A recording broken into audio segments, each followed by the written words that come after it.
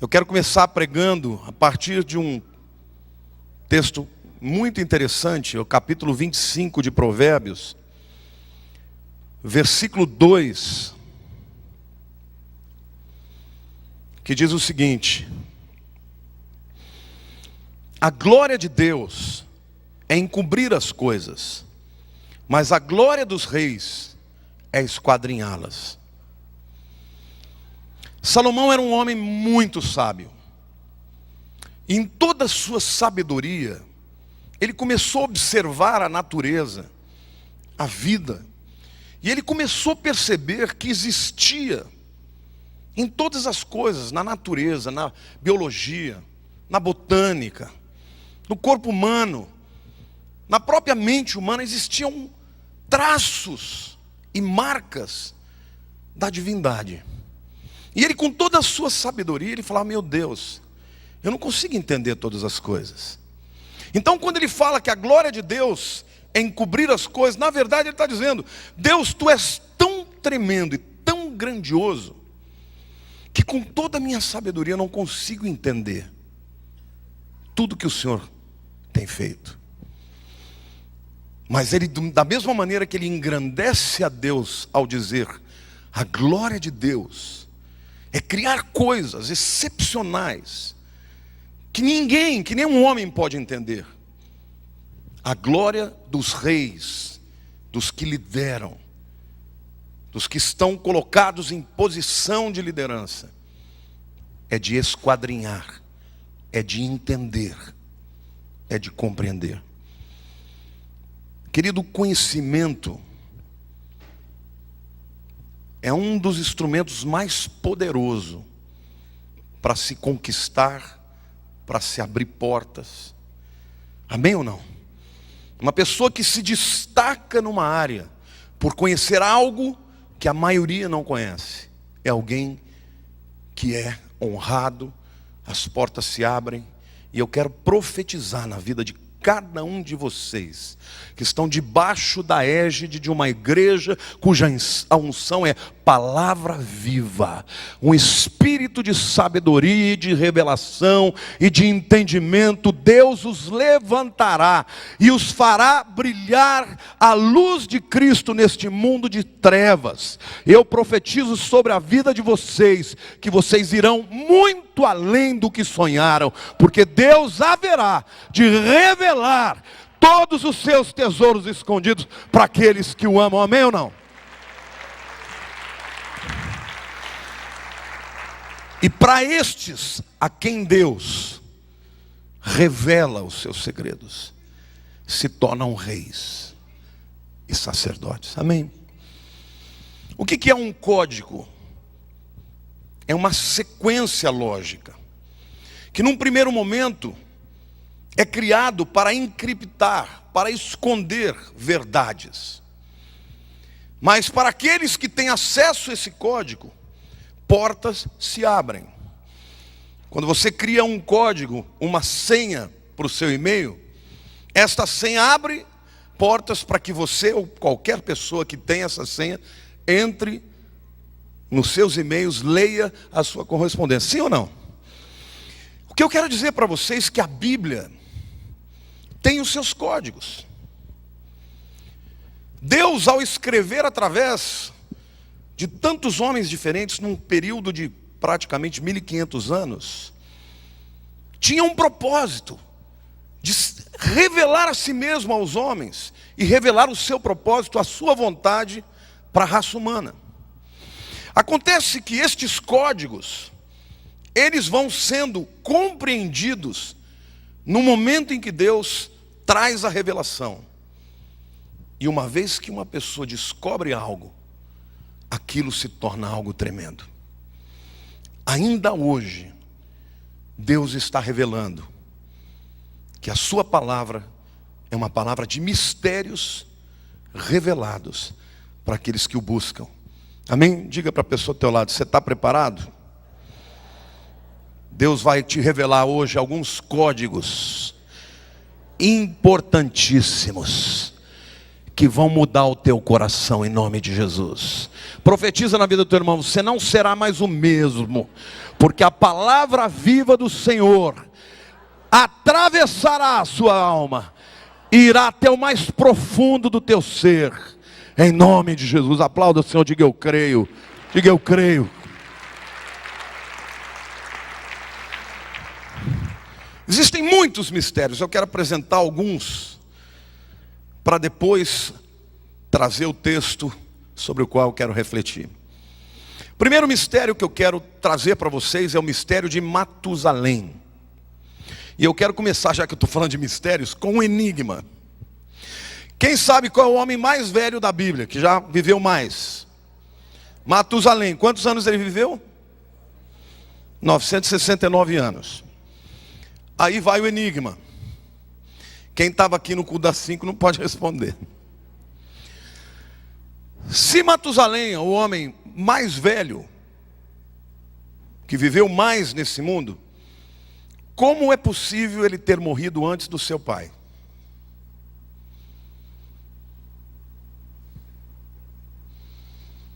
Entenderam a pergunta, não? Se ele foi o homem que mais viveu, ninguém viveu mais que ele, como ele pode ter morrido antes do seu pai?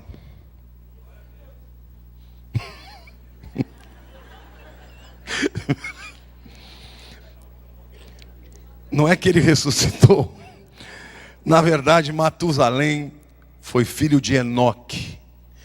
E Enoque não morreu, foi arrebatado. Essa é a razão porque ele morreu antes do seu pai. Mas Matusalém, na verdade, ele nasceu quando Enoque fez 65 anos de idade. Enoque foi um homem normal, deve ter vivido uma vida normal. Mas quando ele tinha 65 anos, ele foi transformado. E a Bíblia diz que a partir daí, ele viveu 300 anos com Deus. E um dia ele estava tão próximo de Deus, andando tão perto de Deus, com tanta comunhão, intimidade, que Deus deve ter virado para ele e falar: Enoque, você está tão pertinho de mim, vamos fazer um negócio? Vem para cá, deixa para lá aquele mundo que você vem viver comigo. E foi arrebatado.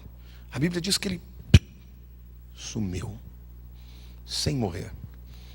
O que será que aconteceu na vida de Enoque?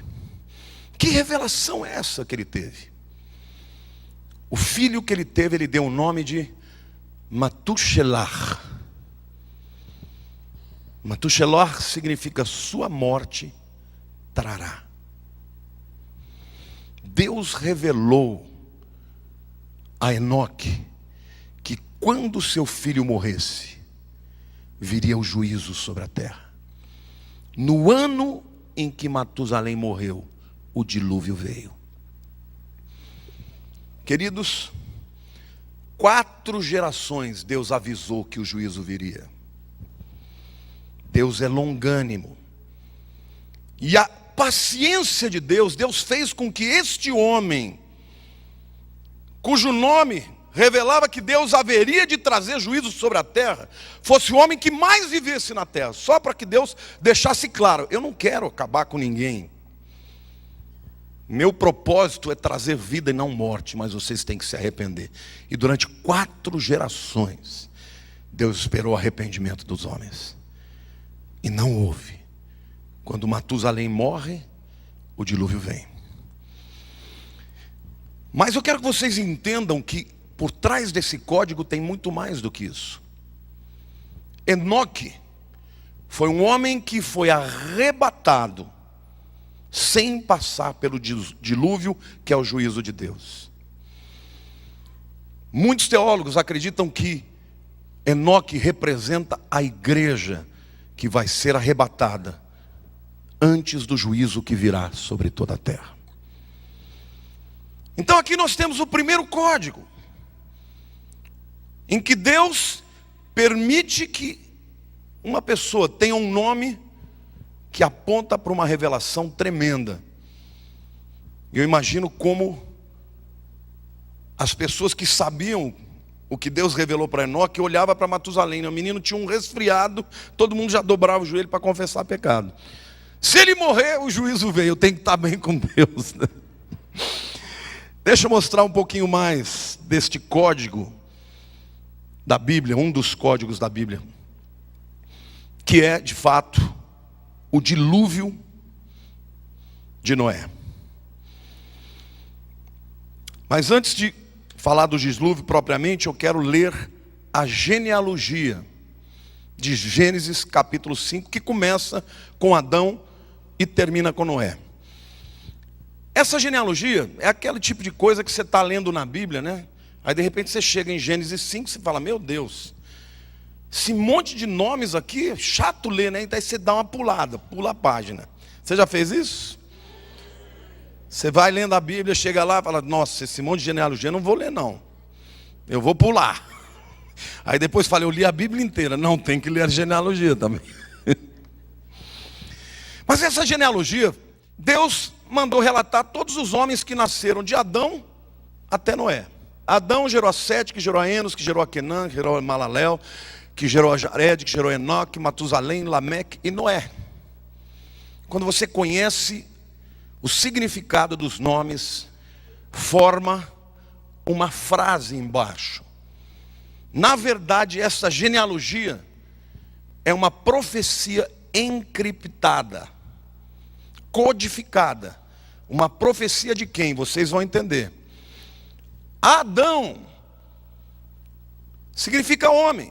Quando Deus criou o homem, Ele fez o homem do barro. Barro no hebraico é Adamá. Eu criei o homem do Adamá, então ele é Adão, homem. Homem veio do barro. Adão significa homem. Sete significa apontado. Enos significa frágil, mortal. Quenã, tristeza. Mahalalel significa o Deus louvado ou Deus bendito. Jared vem do verbo yarad, que significa descer, descerá. Enoque significa o que ensina, ou que está ensinando. Matusalém ou Matushalar, Shalar, a sua morte trará. Lameque é desespero. E Noé, ou Nar, é descanso.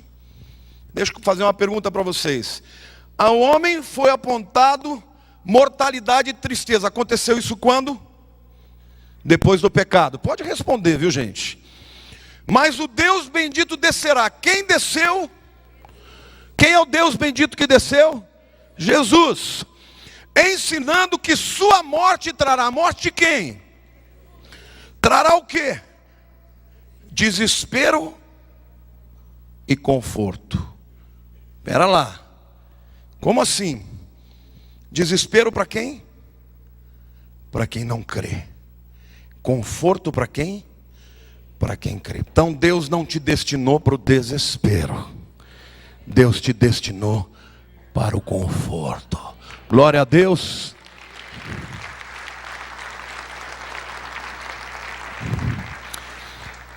Isso é tão claro que Deus está falando através dessa genealogia, que assim que o homem cai, ele já planeja trazer a salvação e o descanso. Por isso que Noé, cujo nome é Noar, significa descanso, foi livre do dilúvio na arca que representa Cristo. Quando a arca foi descendo porque as águas foram baixando, a arca desceu num monte chamado Ararat. Queridos, imaginem, muitas montanhas. Deus fez com que ela descesse num monte chamado Ararat. No hebraico, Arar significa maldição. Se você tem um dicionário hebraico, você vai ver que Ararat significa maldição revertida. Quando a arca desceu no monte, Deus falou, a maldição foi revertida. Noé, você pode começar uma nova vida, e eu tenho algo novo para você. Amém ou não? Glória a Deus, veja que coisa tremenda. Mas você vai dizer, mas pastor, o que isso tem a ver com Jesus? Porque você diz que quem desceu foi Deus, e que Ele desceu para ensinar que a sua morte trará para uns o desespero, e para outros o descanso. Explique isso melhor. Então vamos continuar. Vamos para o terceiro enigma, ou código da Bíblia. Primeira pergunta: quando o dilúvio acabou? Leia lá Gênesis capítulo 8, versículo 4. Que diz a Bíblia? No dia 17, que dia mesmo? Que dia mesmo? Para você nunca esquecer, que dia mesmo? 17. Do 7º mês, de que mês? Quando a arca desceu no dia 17, de que mês? Do 7º mês. A arca repousou sobre as montanhas de Ararat, que significa a maldição foi revertida. Agora, que dia é esse? Para a gente entender, nós temos que conhecer que os judeus têm 2 calendários: o calendário civil e o calendário religioso. Por favor, coloque lá. Do lado esquerdo, lá em cima, está escrito calendário civil, e tem um GN, ali é Gênesis. Bom, ele diz que a arca pousou no 7º mês.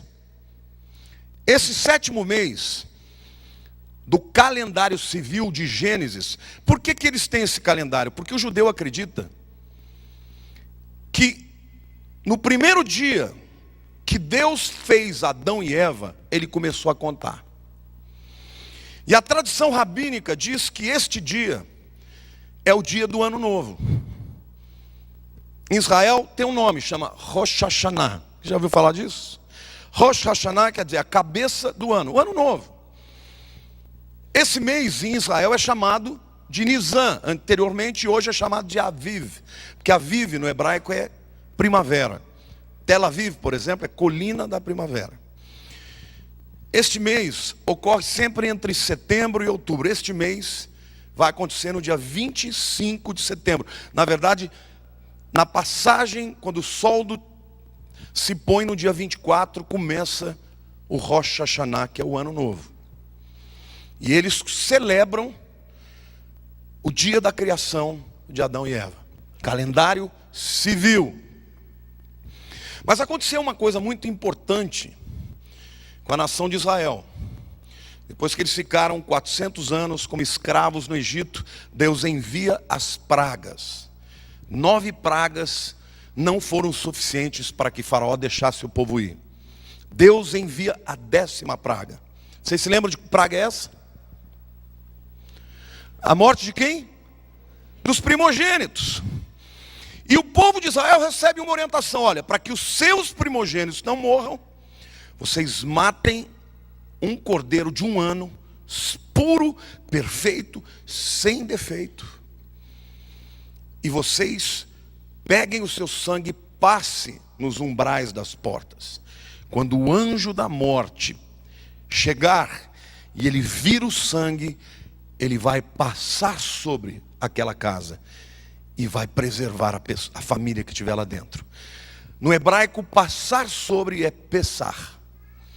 É por isso que no inglês, quando você fala de Páscoa, tem 2 nomes. Tem Easter e tem Passover. Passover é passar sobre.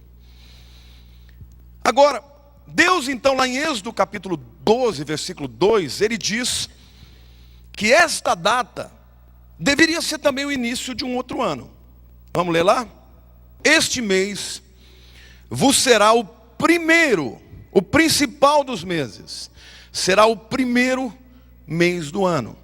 Vocês estão entendendo? Deus está falando, olha, em Gênesis tem um calendário que começa com a criação de Adão. É o civil. Em Êxodo tem um outro calendário que começa com a Páscoa judaica. Amém ou não? Entenderam? A Páscoa aconteceu, portanto, no primeiro mês do calendário religioso, que coincide com o 7º mês do calendário civil. Ou seja, quem se lembra, eu acabei de falar, a Páscoa deveria ser celebrada em que dia do mês Nisan ou Aviv? Não, a Páscoa, 14º. Sim ou não? Ainda hoje, no 14º dia do mês de Aviv, que é por volta de março e abril, que é a Páscoa, o judeu reúne a família, matam o cordeiro, celebram a libertação do Egito. Amém ou não? Mas pastor, ele está ficando complicado. O que você quer dizer com isso tudo? Voltando lá, quando que a arca pousou no Monte Ararat? No dia 17 do 7º mês, 17º dia de Aviv.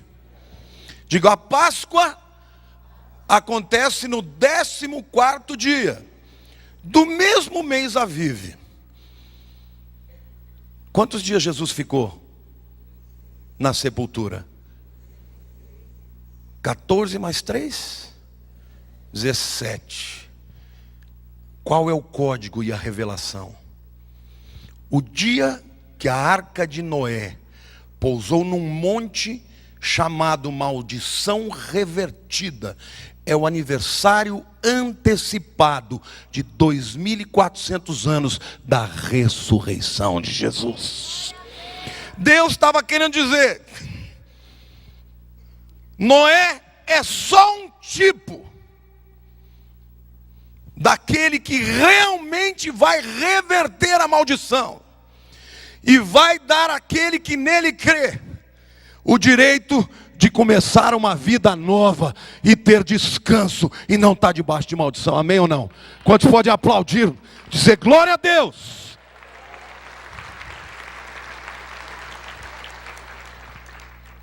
Agora, quando você olha para um negócio desse e fala, não é possível, tem que ter a mão de Deus aqui. Ninguém vai me convencer que rabinos do passado inventaram essa história para falar de alguém que eles não creem. Vou escrever uma genealogia que vai se aplicar a Jesus, mas eu não creio nele.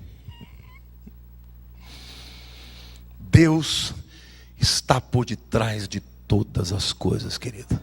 Você está me entendendo? Ainda que os homens se levantem, que os impérios, que os reinos, que os dominadores se levantem, eles não são nada diante de Deus que está sentado no trono e que olha para os homens, e para aqueles que o afrontam ele se ri, e para aqueles que nele creem ele diz, fiquem seguros, porque do mesmo jeito que eu livrei Noé e ele passou pelo dilúvio e não foi destruído, aquele que crê em mim, no dia da ressurreição do meu filho, eu estabeleci uma nova vida para todo aquele que nele crê. Amém ou não? 2.400 anos antes de Jesus ressuscitar, Deus escolheu uma montanha, falou assim, essa montanha que chama montanha, a maldição revertida vai ser o lugar onde eu vou fazer a arca de Noé pousar. No dia, 2.400 anos, no dia antecipado da ressurreição de Jesus. Porque, querido, se Jesus tivesse morrido, mas não tivesse ressuscitado, então a nossa fé era vazia. Porque a morte de Jesus pagou o preço pelos nossos pecados, mas a sua ressurreição é a garantia da vitória sobre o maior algoz da humanidade, que é a morte. Meu querido, deixa eu te dizer uma coisa, ainda que você morra, você viverá. E no momento que você fechar os olhos aqui, instantaneamente, você estará entrando numa nova dimensão, onde não tem choro, não tem dor, não tem tristeza, não tem enfermidade, não tem morte, onde o Rei dos Reis vai te esperar de braços abertos, dizer, vinde bendito do meu Pai, foste fiel no pouco e no muito, vos colocarei. Aleluia, aplauda o Senhor, diga eu creio, a palavra do Senhor é o código da Bíblia. Amém ou não? É tremendo. Todas essas coisas, é por isso que Salomão, ele percebeu, quanto mais sábio a gente fica, mais a gente percebe a nossa incapacidade de entender todas as coisas. É por isso que ele chegou à conclusão e falou, olha, a glória de Deus é ser tão tremendo que ele não pode ser compreendido. Mas a glória dos reis, daqueles que crescem, que se levantam, que se destacam, é entender as coisas. Hoje você recebeu uma revelação de que Deus estava tão preocupado em te livrar da morte, em te dar uma segunda oportunidade, que ele de propósito fez Noé parar com a sua arca num monte cujo nome significa maldição revertida. E quando Noé pisou na terra e começou uma nova vida, na verdade, ele estava apontando para todos aqueles que creriam na morte e na ressurreição de Jesus, e que por isso tem uma nova vida. O passado já foi sepultado. Não fica remoendo o passado. Diga, joga na cruz. Diga, está tudo pago, está tudo perdoado. Diga, descanse na promessa do Senhor. Querido, você não tem que ficar ansioso com o futuro, não tem que esquentar a moringa. Jesus já preparou todas as coisas para o seu povo, amém ou não?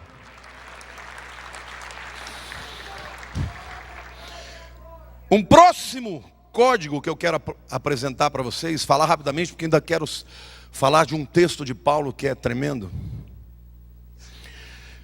Quando o povo atravessou o Mar Vermelho, eles acamparam no deserto, e a primeira coisa que Deus manda que Moisés construísse era o tabernáculo. E o tabernáculo, eu já falei para vocês aqui, era uma tenda na qual Deus habitava. E Deus, imaginem, 2 milhões de homens, portanto devia ter pelo menos 5 milhões de pessoas no deserto. Eles não podiam escolher onde eles iam ficar. Deus ordenou, falou, tais tribos ficam daqui, tais tribos ficam aqui, todas em torno do tabernáculo. Deus orientou Moisés, e Moisés disse, olha, vocês fiquem aqui, vocês aqui, vocês aqui, vocês aqui. E o tabernáculo no meio. Quando Moisés subia no Monte Sinai, vejam o que ele enxergou. Queridos, do Monte Sinai, Moisés enxergou o tabernáculo, que é aquele em amarelo, e as tribos dispostas desse jeito. Com o que parece? Ah, cruz. A primeira, sabe onde eu vi isso? Numa das primeiras vezes que eu fui a Israel, eu comprei um livro dos rabinos, explicando como era o tabernáculo no deserto e o templo depois. Eu vi uma foto parecida com essa. Eu falei, meu Deus, será que eu estou ficando louco ou isso parece a cruz? Os próprios judeus fizeram esse desenho. Não esse especificamente, mas naquele livro. Jesus é o tabernáculo. Quando ele nasceu, João diz assim, o verbo se fez carne e tabernaculou entre nós. Quem é o tabernáculo de Deus no meio dos homens? Diga, Jesus. As tribos de Israel estavam dispostas, as 12 tribos. Esses 4 animais, na verdade, são estandartes de 4 das principais tribos. Um boi, um leão, um homem e uma águia. Mas o que isso tem a nos dizer? Saibam vocês que o querubim que guardava a presença de Deus, a Bíblia descreve que ele tem 4 faces: de touro, de boi, de homem e de águia. O que isso quer dizer?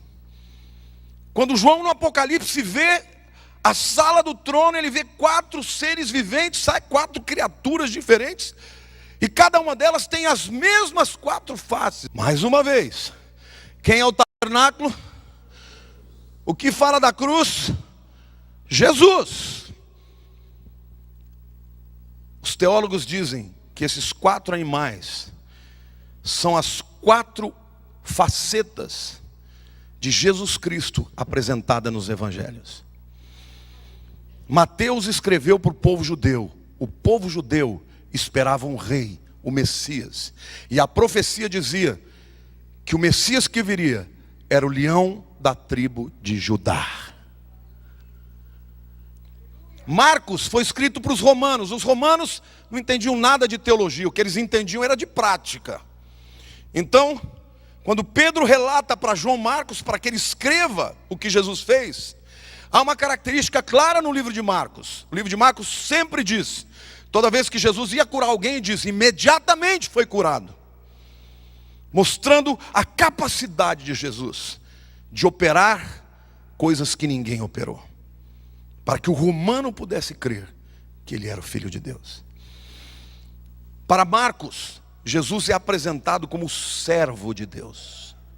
Diga, para Mateus, o rei, o leão da tribo de Judá. Para Marcos, diga, o servo, o boi, que é um animal que trabalha, que opera. Lucas escreveu para os gregos. Os gregos queriam sabedoria, inteligência. Os gregos tinham o ideal do homem perfeito. O Adonis, a figura do homem perfeito. E no livro de Lucas, mais do que em qualquer outro, Jesus é visto como o filho do homem. Diga assim, Jesus é rei, Jesus é servo, Jesus é o filho do homem. E em Marcos, em João, o apóstolo descreve a Jesus como filho de Deus. Quem é a águia? É o pássaro que voa alto, soberano. E em Israel, a águia sempre se referia ao Espírito de Deus. Quem é o Cristo que nós servimos? Ele é Deus, Ele é homem, Ele é servo e Ele é rei. Ele é Deus e o Criador de todas as coisas. Ele é homem porque o homem se fez para ser semelhante a nós. Ele é o boi que nos serviu e como servo foi até a morte para nos salvar. Mas Ele é o Filho de Deus, o ungido, o Messias. Glória a Deus. Tudo isto aponta para Jesus. Agora eu quero que você entenda o que isso tem a ver comigo. Por que eu preciso saber desse monte de coisa? Meu querido, às vezes você está preocupado com a conta que você tem que pagar daqui uma semana. Aí fica com dor de estômago. Está com medo, houve uma notícia na tua empresa que vão passar o rodo e você vai perder o emprego. Liga a televisão e diz que a economia vai mal. E você, empresário, fala, minha empresa vai passar mal. O Senhor me mandou dizer para você, querido, se eu governo todas as coisas, se eu faço com que todas as coisas aconteçam do jeito que eu quero, na hora que eu quero, eu não vou cuidar de você? Amém ou não? Querido, a tua vida não está entregue ao ermo, ao acaso, à sorte, às evidências humanas. E Paulo entendeu esta palavra quando escreve aos Efésios no capítulo 1, versos 7 a 12, eu quero ler com vocês. No qual temos a redenção pelo seu sangue, a remissão dos pecados, segundo a riqueza da sua graça, que Deus derramou abundantemente sobre nós. Deus tem graça para a tua vida. Diga, e abundante, e é rica. E ele diz mais: em toda sabedoria e prudência, desvendando-nos o mistério da sua vontade. Diz assim, a vontade de Deus, durante muitos anos, estava em código, era um mistério, mas ela foi desvendada, segundo o seu beneplácito, ou seja, do jeito que Ele quis, que propusera em Cristo, em quem, meu irmão? Diga, Cristo, de fazer convergir nele, na dispensação da plenitude dos tempos, todas as coisas, tanto as dos céus quanto as da terra. Nele digo, no qual fomos também feitos herança. Você é a herança que Deus deixou para Jesus. Você está me entendendo, meu irmão? Você não é qualquer porcaria. O Deus dos céus disse assim, eu vou dar para o meu filho uma herança. E essa herança são vocês. Queridos, a Bíblia diz que os anjos, que são seres perfeitos, que nunca pecaram, eles nos olham e não entendem. Como é que Deus pegou esse bando de pecadores e nos colocou acima dos anjos? Porque, meu irmão, os anjos hoje, eles servem o povo de Deus. E um dia nós vamos chegar nos céus, e os anjos vão cantar e glorificar a Elohim, porque eles são criatura de Deus. Mas eles vão olhar para nós e eles vão dizer, eles são filhos de Yahvé. Porque Yahvé é o Deus redentor. Eles não nos entendem. Deus me mandou te dizer, você é herança de Deus para o seu filho Jesus. Você não é qualquer porcaria não. Glória a Deus, aplauda o Senhor, diga eu creio. E ele diz, no qual também fomos feitos herança, predestinados, segundo o propósito daquele que faz todas as coisas, não é quase tudo não, conforme o conselho da sua vontade, a fim de sermos para louvor da sua glória. Deus escolheu fazer você motivo de louvor para Deus, para Jesus. Quem somos esses? Somos nós, os que de antemão esperamos em Cristo Jesus. Você está me entendendo ou não? O texto diz que estas coisas aconteceriam na plenitude dos tempos. Como é que é plenitude? Você já comeu, por exemplo, uma banana verde, bem verde, daquela que você olha a casca, está verdinha. Você come, ela puxa tudo, né? Não dá para engolir. Mas quando a banana amadurece, como é gostoso. Você já comeu manga muito verde? De vez até gostosa, mas aquela verdona mesmo. Não dá. Mas quando ela vai amadurecendo e começa a ficar... Nossa, está até suculenta, que minha boca está cheia d'água.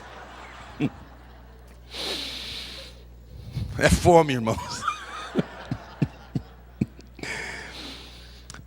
Plenitude dos tempos é isso. É quando o tempo chega na hora certa para que Deus faça acontecer. E essa explicação para que você entenda a plenitude do tempo. Deus, quando chama um povo, Ele chama um povo e faz desse povo Israel o seu povo. Acontece que esse povo falava uma língua que a grande parte do mundo não falava. E Deus, como Ele controla todas as coisas, impérios se levantaram. Parece que na história Israel era sempre coadjuvante, mas não era coadjuvante. Na verdade Israel era o protagonista. Mas se levantaram os egípcios e subjugaram Israel. Vieram em seguida os assírios, subjugaram Israel. Vieram depois os babilônios, subjugaram Israel. Vieram depois os persas, dominaram Israel. Depois dos persas vieram os gregos. E Alexandre o Grande, em 12 anos, conquista o mundo da sua época. Morre com 32 anos de idade e o seu reino é dividido entre 4 dos seus generais que vão disputar essa guerra. Mas a verdade é que eles ocuparam um papel extraordinário na história. Eles helenizaram, eles aculturaram o mundo. O mundo, depois dos gregos, passou a falar grego, a ter a cultura dos gregos. Até os romanos que vieram depois foram influenciados pela cultura deles. Os deuses gregos tinham os nomes diferentes entre os romanos, mas eram os mesmos. Por que eu estou falando isso? Porque os gregos contribuíram com o mundo com a língua. O Império Romano, quando dominou, ele construiu estradas por todo o Império. E ele estabeleceu a chamada Pax Romana. Já ouviu falar da Pax Romana? A Pax Romana era uma garantia que o Império dava para qualquer viajante que viajasse nas suas estradas, viajasse em segurança, sem medo de ser assaltado. Por que eu estou dizendo isso? Os judeus que foram enviados, expulsos da Palestina e foram para o Egito, em Alexandria, passaram os anos e deixaram de falar hebraico e ler hebraico. Mas eles queriam continuar lendo a Bíblia. Então, 72 anciãos, escribas, traduziram a Bíblia do hebraico para o grego. E essa versão se chamou a Septuaginta. Aí o mundo estava pronto para receber o Messias. A plenitude chegou.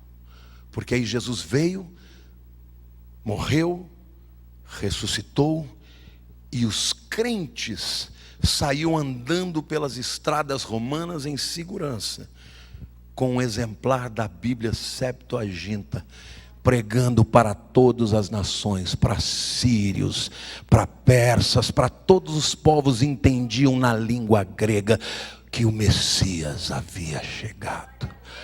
Se chegasse antes, a mensagem morreria. Se chegasse depois, teria passado o tempo. Deus controlou, e a Bíblia diz, Paulo entendeu isso. Ele falou, Deus fez convergir todas as estradas da história, da filosofia, na pessoa de Jesus, no tempo que Ele decidiu. E fez de Jesus o Senhor e Salvador da humanidade. E fez de nós a sua herança. Tem muita gente que quer receber herança. Eu acho que melhor do que receber herança é ser a herança. Você vai andar no céu, você vai estufar o peito e vai dizer, eu sou herança. Está vendo o rei ali? Eu sou dele. Eu sou herança dele. Deus me deu para ele, ele é meu, eu sou dele. Além ou não, querido? Glória a Deus. É por isso que o diabo odeia a igreja. Porque ele olha para você e fala, tem uma marca sobre essa vida. E queridos, a Bíblia diz que quando Jesus foi para o Pai, Ele enviou o Espírito Santo que veio e selou os crentes.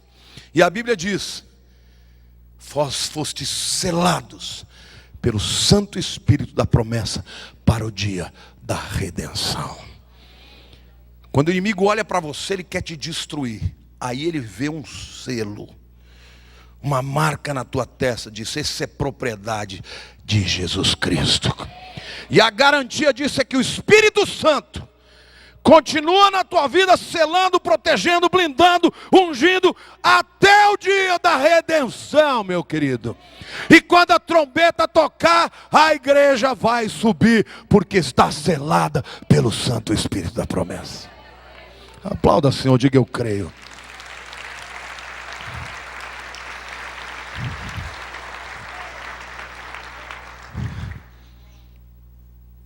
Porque estáis ansiosos do que a vez de vestir, do que a vez de comer. Nem olhai os lírios do campo, os passarinhos, não plantam e nem semeiam, mas nem Salomão em toda a sua glória se vestiu como eles. Queridos, o inimigo quer roubar a nossa paz, quer nos encher de temor e de ansiedade. Mas o Senhor me mandou dizer para você, Ele está no controle.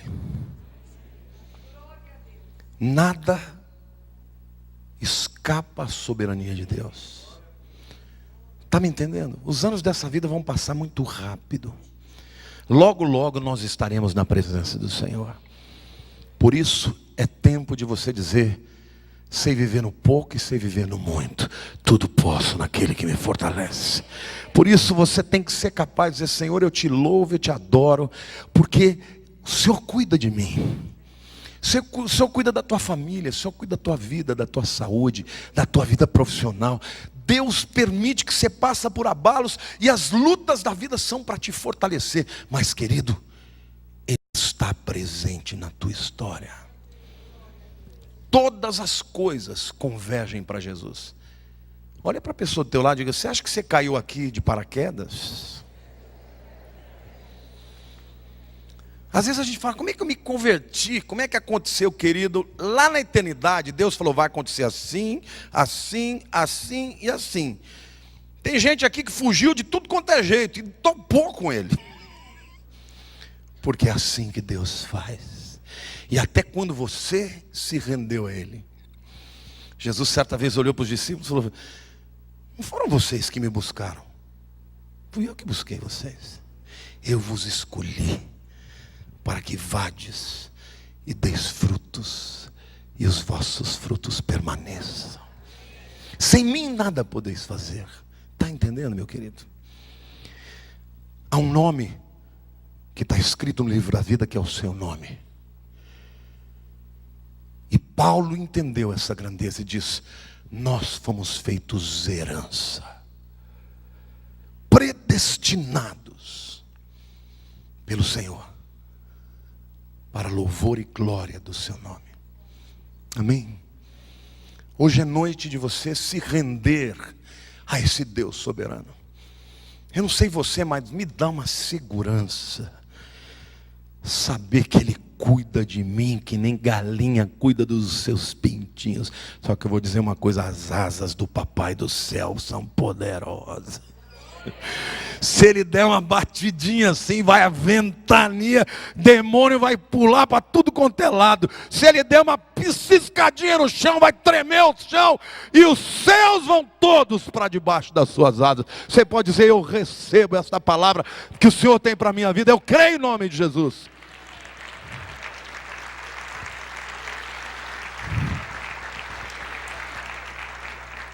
Eu quero terminar essa palavra te dizendo: você não está só. As lutas da sua vida não estão escondidas do nosso Senhor. Até as nossas lutas têm a ver com o seu propósito. Hoje, nesse momento que estamos falando, cristãos estão morrendo. Queridos, você vai para o livro de Apocalipse, você vê lá, quem são estes com vestes brancas? São os que lavaram as suas vestes com o sangue do Cordeiro. Morreram por causa da sua fé. Eu espero que Deus não me dê esse privilégio. Mas se tiver que acontecer, eu não vou negar o meu Senhor. Amém? Você está pronto para isso? Eu creio que a igreja vai ser arrebatada antes da grande tribulação. Mas eu confesso para você, há controvérsias. Então esteja preparado. Porque se você um dia tiver que entregar a sua vida por causa de Jesus, você está pronto? Quantos estão prontos aqui? Porque não vai ter esse negócio de dizer: não, eu vou negar de brincadeirinha. Não, querido, negou. Mas Deus é tão fiel, que muitos hoje que morrem no Irã, pessoas estão sendo levadas, esse grupo ISIS, né? Islamic State in Iraq and Syria, Estado Islâmico em Iraque e Síria, eles proclamam que vão fazer um califado que vai desde a Espanha, Andaluzia, até as fronteiras da China. Eles estão matando, irmãos, não é matando só cristãos, não. Eles matam cristãos, eles matam os árabes, eles matam todo mundo que discorda deles. E hoje, a situação é assim: ou você aceita o Islã do jeito que nós estamos te falando, ou você vai morrer. E muitos estão morrendo. Se você quer ver, escreve no YouTube ISIS. Você vai ver os vídeos cruéis e abertos do que está acontecendo. Crentes árabes que são muçulmanos, mas de uma outra, talvez sejam xiitas e não sunitas, talvez sejam sunitas que creem de um modo diferente. Ou seja, tem gente morrendo pela sua fé. E você e eu estamos aqui nesse país vivendo em liberdade. Quantos aqui querem agradecer a Deus por esse privilégio? A gente pode celebrar os 25 anos da igreja, louvar Deus, pregar a palavra, e você pode receber essa palavra e estar num lugar em liberdade. Use desta liberdade para ser levantado como um arauto da cruz. Amém? Não deixe o diabo roubar a tua alegria. Não deixe o inimigo roubar a tua satisfação de ser crente. No mundo tereis aflições, mas tem de bom ânimo. Eu venci o mundo. E a palavra de Deus diz que aquele que crê em Jesus é mais do que vencedor. Feche os seus olhos.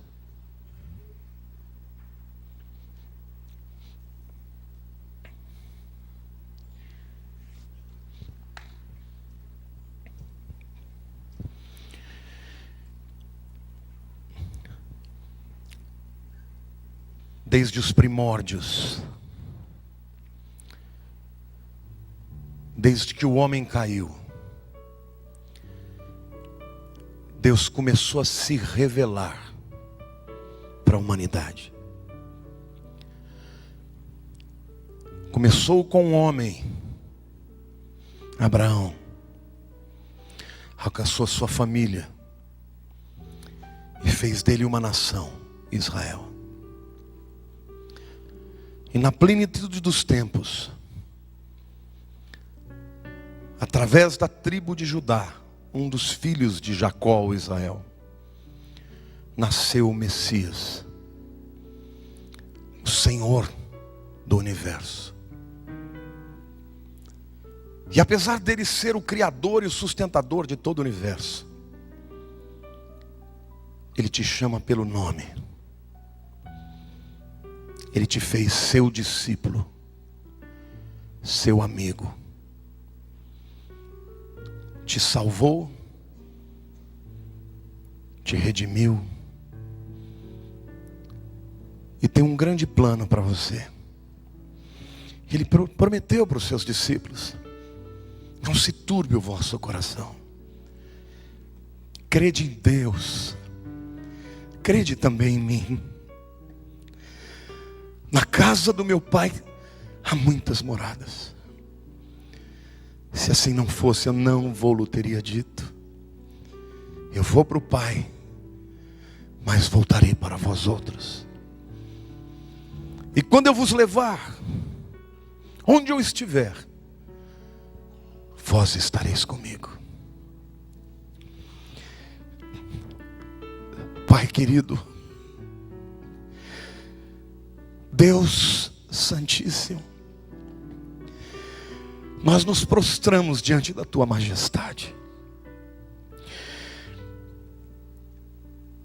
e nos prostramos diante da Tua glória, do Teu poder, em temor, em tremor, ao mesmo tempo que nos alegramos porque podemos entrar na Tua presença como um filhinho entra e senta no colo do Pai. Obrigado, Senhor, pela marca, pelo selo, pela propriedade que somos do Senhor, entregues ao nosso Rei Jesus. E hoje eu venho interceder por esse povo aqui. Eu vou interceder para que haja espírito de revelação, para que haja entendimento, para que haja libertação, para que o teu povo, Senhor, não ande amarrado pelas mentiras, os sofismas e o engano das trevas, mas para que o teu povo se levante como parte de um grande exército, o exército do fim, dos últimos dias, um povo cheio de entendimento e de discernimento, cheio de revelação, cheio da tua glória, um povo que galga os degraus da tua presença e pisa na cabeça da serpente. Eu oro, meu Deus, para que a tua obra seja no corpo, curando as enfermidades físicas, seja na alma, libertando de todos os pesos, as cadeias, dos abatidos, dos tristes, dos deprimidos, dos endemoniados, dos que estão cativos no pecado. Eu profetizo a palavra que é espada, para arrebentar os grilhões das trevas na vida deste exército. Que seja um exército que se levante na glória do Senhor, para louvor do nome do Altíssimo. Eu profetizo na vida desta igreja que a obra do diabo na vida de cada um não prosperará. Eu profetizo que o inimigo não vai desviar, que o inimigo não vai arrebatar nenhuma das suas ovelhas, mas eles vão até o fim, ser fiel até a morte, e dar-te-ei a coroa da vida. Fica de pé, varão. Fica de pé, varoa. Fica de pé, exército do Altíssimo. Levante a mão para o céu e diga: Senhor meu Deus, as minhas mãos estão levantadas em rendição ao Senhor. Não a minha vontade, e sim a tua. Não aos meus propósitos, e sim aos teus. Não aos levantes do inferno. Não prevalecerão na minha vida, porque eu pertenço ao Rei dos Reis. Obrigado pela redenção, pelo perdão dos pecados. Mas eu decido santificar a minha vida para honrar e glorificar o Rei dos Reis. E eu sei que eu e a minha casa serviremos ao Senhor. Eu sei que a boa obra que o Senhor começou em mim vai completá-la até a vinda de Jesus. Eu sei em quem tenho crido, e Ele é poderoso para guardar o meu depósito até o dia final. Diga: Satanás, eu sou de Jesus. Diga: império do inferno, eu sou de Jesus. A minha marca é a propriedade do Senhor. Diga: eu sou dele, Ele é meu. Eu sou do meu amado, Ele é meu. Eu sou o seu amigo. Aleluia. Aplauda o Senhor, glorifica o Senhor. Senhor Jesus, eu profetizo agora, através do teu corpo, que nós somos um.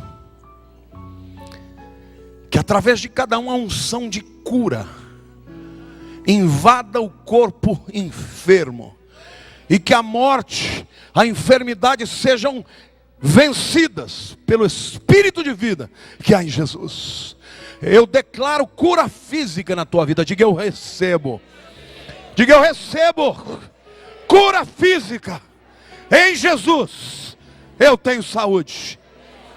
Eu profetizo libertação na alma. Meu querido, o diabo tem dito para você que existem cadeias que você nunca vai se livrar delas. Mas eu estou te dizendo que a palavra de Jesus liberta. A palavra de Jesus liberta. Você está me entendendo? Diga: eu sou livre. Em Jesus eu estou livre. Em Jesus. E Senhor, que o espírito da tua igreja seja poderoso. O Senhor me diz que vai haver momentos na tua vida que a carne vai estar fraca, mas o espírito vai estar forte. E a sua carne vai ser dominada pelo teu espírito. O Senhor me manda te dizer que nos momentos em que você tiver de maior fraqueza na tua carne, serão os momentos que o poder de Deus da ressurreição vai operar na tua vida. Na hora que o diabo tiver para te levar à queda, você vai se levantar e vai ser instrumento de libertação, de salvação, de glória para o Deus Altíssimo. Amém ou não? Este é o exército que Ele está preparando. Um exército que sabe a quem serve. Queridos, se você está servindo a um exército que tem as melhores armas, que tem os melhores soldados, os melhores estrategistas, você fica tranquilo. Mas não tem nenhum exército da terra que pode te dar essa proteção. Nesse lugar aqui tem mais anjos do que gente. O Senhor me mandou te dizer que eles estão à sua disposição. Você não precisa enfrentar a tua guerra sozinho. Basta você clamar a Deus: Senhor, envia o meu anjo.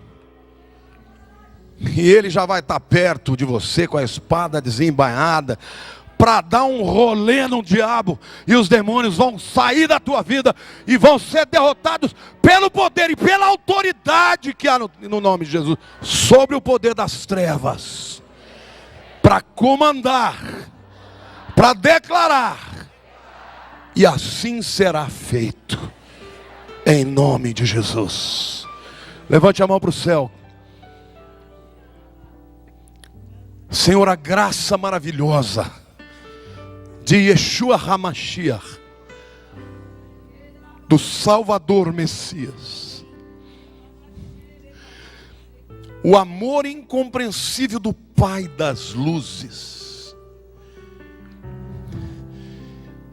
E o Parácletos, a paraclesia, a consolação, a cura do Espírito Santo de Deus venha sobre a tua igreja. E que as brechas sejam fechadas. E que as feridas sejam saradas. Que os decretos do inferno sejam desfeitos. E que a maldição seja revertida. Eu profetizo um tempo novo de Noar, de paz, de serenidade, de convicção, de força na tua história. Você é mais do que vencedor em Cristo Jesus. Aleluia. Deus te abençoe.